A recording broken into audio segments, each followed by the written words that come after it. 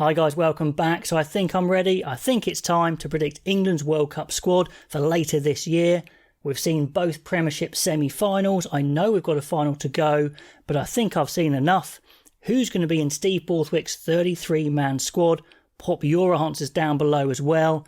It's up from 31 last time around. Eddie Jones had less players to pick from, and he actually played it a little bit dangerous in certain positions.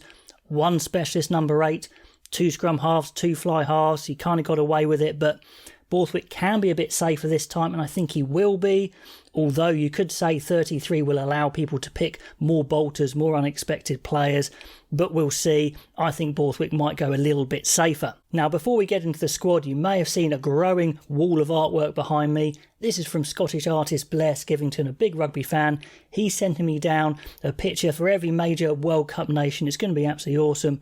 Massive appreciation to Blair. If you like this sort of stuff, do go on his Etsy shop and have a look around. All the stuff behind me is going to be on his shop. I'm not on commission, just absolutely love the stuff and appreciate it. Thank you, Blair. So let's get into the squad. Hookers. I'm pretty sure Borthwick's going to pick 3 hookers, as everyone kind of is. Jamie George is 100% going, and it's pretty certain he's going to start. I'm pretty sure Luke Cowan-Dickie will go if he's fully fit. Now, there's plenty of discussion around his French move. Is it going to happen? Is it not? But that's kind of irrelevant. He's going to be there as a number 2 to Jamie George if he's fit. So the question is, who's going to go as the third choice? And I think it's going to be George McGuigan. It's hard to predict, I know, but they wanted to get George McGuigan into the squad before he was injured. He's back now in action for Gloucester just in time.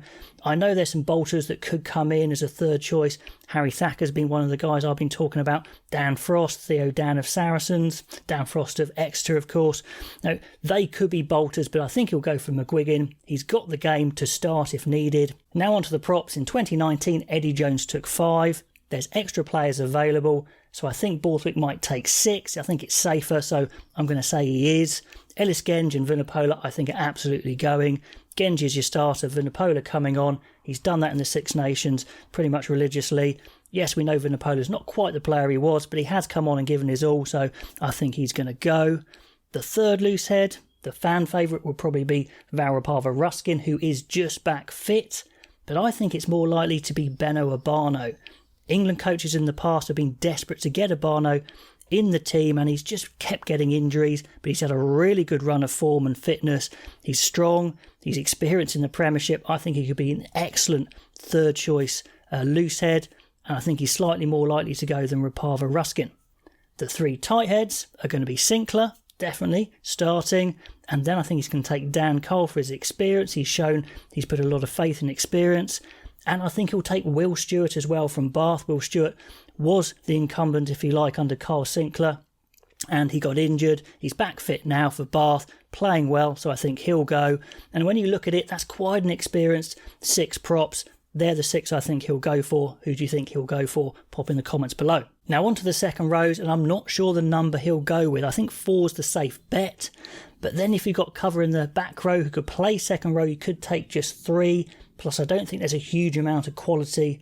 So I'm going to say he's going to take 3 and have cover from the back row. But I'm not 100% sure. He could take a Zekwe, who he's shown some faith in. Johnny Hill's been around the block, playing solidly for Sale. But I think he'll go with Toje, definitely. And Ollie Chesham, if fit. And that is a big if fit with his ankle injury. And the third one, I think, is going to be Dave Ribbons. He's a really, really good player. I like him a lot. I think Borthwick rates him as well. So I think those 3 go as the out-and-out second rows. Onto the back rows, we can see Courtney Laws there as a blindside and a 4th second row. Lewis Ludlam will be a 6 mainly, but could cover 8.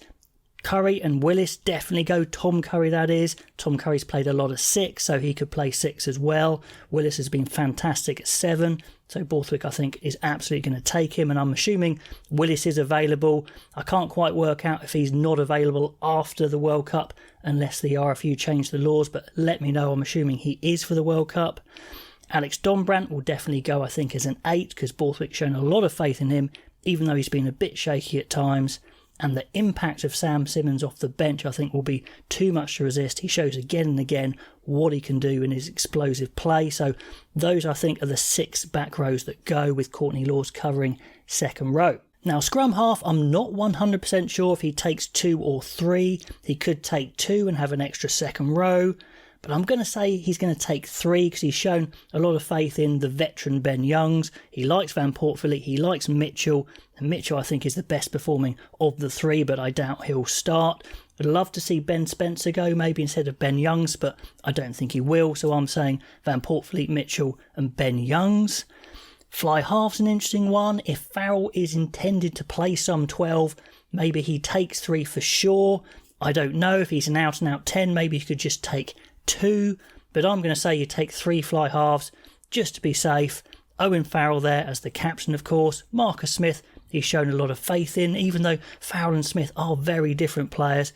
They are the 1 and 2 choices, and I don't think you cannot take George Ford. He's shown his form, he's shown it again in the Premiership semi-final, and it just works as a 3rd choice. He could come straight in and make an impact and be a great trainer, help the team along. So I think those 3 fly halves are pretty much spot on, actually. On to the centres, and I think he's going to take 4. You could go as low as 3 if Farrell's included as a centre, but I think that's far too risky. So I'm going to say he's taking 4. Manu Tuolangi is going to go. I'm absolutely certain of it. He's had a good run of form and fitness. That's the main thing. He shows he can play a full game at 12, so he goes as an out-and-out 12. And I think I'm taking a bit of a punt and saying that Borthwick is going to take Dan Kelly from Leicester. He knows him well from Leicester. He's played really well at 12, very consistent. You need some specialist 12s in that team, especially if Farrell's going to start at 10. So I'm saying that Tuolangi and Kelly are the 2 12s, and then Slade and Lawrence are the 2 13s. He's definitely going to take Slade for his experience and versatility. Now, Ollie Lawrence has shown he's probably the most explosive centre that England have, and they really need that explosive power in their back line, and he's picked up Premiership Player of the Year, so he's definitely going. Joe Marchant's definitely close and could go if you're taking 5 centres, could cover the wing as well, but I think he's definitely on a reserve list there if he doesn't go. Now on to the back 3. This is a little tricky because not all the positions are nailed down. The 2 that I think are nailed down are Anthony Watson and Freddie Stewart. Freddie Stewart going as an out-and-out fullback. Anthony Watson could cover 15 if needed. I think he takes the 2 London Irish guys, Ollie Hassel-Collins and Henry Arundel. Even though Arundel is largely still an impact sub for London Irish, I think that's the role that he would play for England anyway, and he is a very good impact sub to have. Ollie Hassel-Collins, we didn't see the best of, but I think Borthwick's got a lot of faith in him as an out-and-out winger finisher.